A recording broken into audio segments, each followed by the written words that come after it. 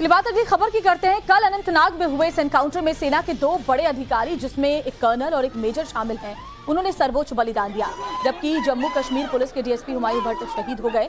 Encounter के दौरान घायल अधिकारियों को मौके से हेलीकॉप्टर से अस्पताल भी पहुंचाया गया, लेकिन उनकी जान नहीं बची। शहीद कर्नल मनप्रीत सिंह अपनी टीम को फ्रंट से लीड कर रहे थे।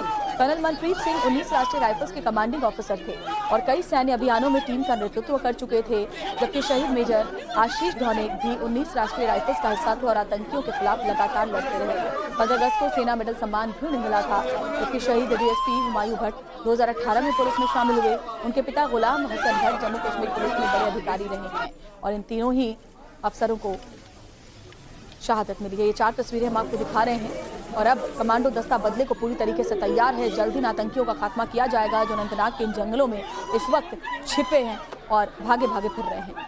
डीएसपी हुमायूं भट्ट शहीद हुए, परिवार में मातम पसरा हुआ है। मेजर आशीष धौने के घर और गाँव में भी लोगों का रो रो कर बुरा हाल है, परिवार गम में है। कर्नल मनप्रीत सिंह भी शहादत उन्हें भी मिली, उन्होंने भी कई बड़े ऑपरेशंस को जम्मू कश्मीर में अंजाम दिया और आतंकियों से आखिरी दम तक ये हमारे जवान लड़ते रहे।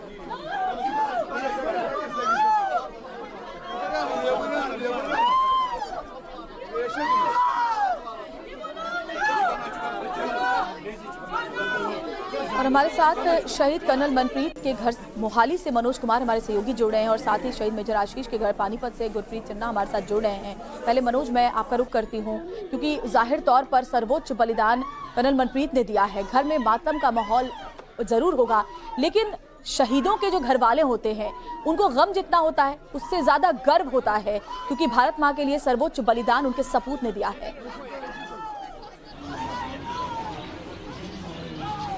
बिल्कुल, देखिए गर्व की बात ज़रूर है, इसमें कोई दो राय नहीं, क्योंकि मनप्रीत सिंह, कर्नल मनप्रीत सिंह की जो कि बहुत बहादुरी के साथ अपनी टीम को लीड कर रहे थे आतंकियों का सफाया करने के लिए जो सर्च ऑपरेशन चल रहा था, लेकिन वो शहीद हुए हैं और इस वक्त हम उनके घर पर हैं। ये भंजोड़िया गांव है, मोहाली ज़िले में आता है और इस घर के अंदर भी ले चलेंगे। शहीद मनप्रीत सिंह का ये घर है और आप देखिए किस तरीके से घर में जो मातम है वो पसरा हुआ है और यहीं पर शहीद मनप्रीत सिंह का जो पार्थिव शरीर है वो आज लाया जाएगा। दोपहर बाद पार्थिव शरीर के यहाँ पर पहुँचने की उम्मीद है और यहीं पर, क्योंकि ये उनका पैतृक गांव है, यहीं पर उनका अंतिम संस्कार है वो किया जाएगा। जैसे जैसे सूचना मिल रही है वैसे वैसे तमाम लोग यहाँ पर पहुँच रहे हैं शोक प्रकट करने के लिए, परिवार को ढाढ़स बंधाने के लिए। मनप्रीत सिंह की फैमिली में अगर बात करें तो उनकी माँ है और पिता भी उनके सेना से रिटायर्ड थे, हालांकि वो इस दुनिया में नहीं है, लेकिन उनकी माँ है। अंदर भी ले चलेंगे आपको,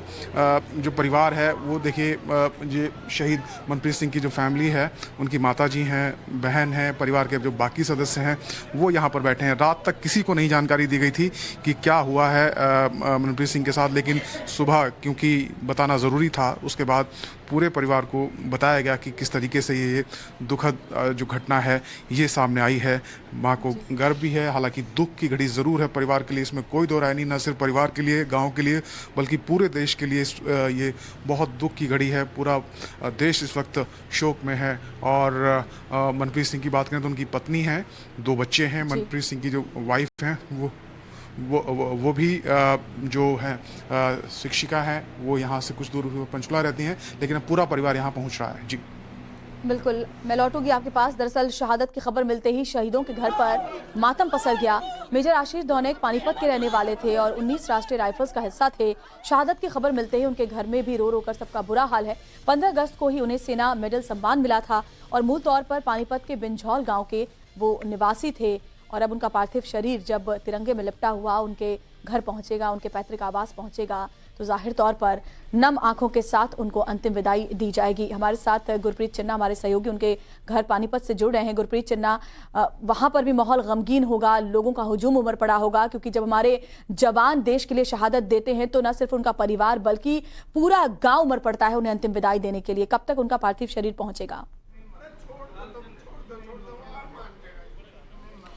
जी बिल्कुल, हम पानीपत में हैं, ये सेक्टर 13 है। यहाँ पे आशीष और उसकी फैमिली रहती थी। कुछ दिन पहले उन्होंने अपना खुद का भी घर बना लिया था और वहाँ पे गृह प्रवेश करने के लिए अगले महीने का प्रोग्राम था, तो उनका बर्थडे भी था 23 अक्टूबर को। पर हम देख सकते हैं पूरा परिवार टूटा हुआ है यहाँ पे, क्योंकि शहादत तो देश के लिए दी है, लेकिन लेकिन वो कहते हैं कि जो परिवार का लॉस है वो सबसे बड़ा लॉस है। हम देख सकते हैं ये जो तस्वीरें दिखा रहे हैं, ये आशीष के पिताजी हैं जो लालचंद जी हैं, उनको आके लगातार जो उनके रिश्तेदार हैं, उनके जो जानने वाले हैं, जिनको खबर का पता चला वो यहाँ पे आ रहे हैं, क्योंकि मातम का माहौल है। तो हम देख सकते हैं, हम कोशिश करते हैं, उनके चाचा जी हैं तो चाचा जी से बात करते हैं, तो वो अभी बात करने की स्थिति में नहीं है, लेकिन लगातार जो यहाँ पे माहौल है वो उनका ये कहना है कि आशीष यहाँ पे ही पड़ा था पानीपत में। उसके बाद आशीष और उसका जो कज़न था विकास, उन दोनों में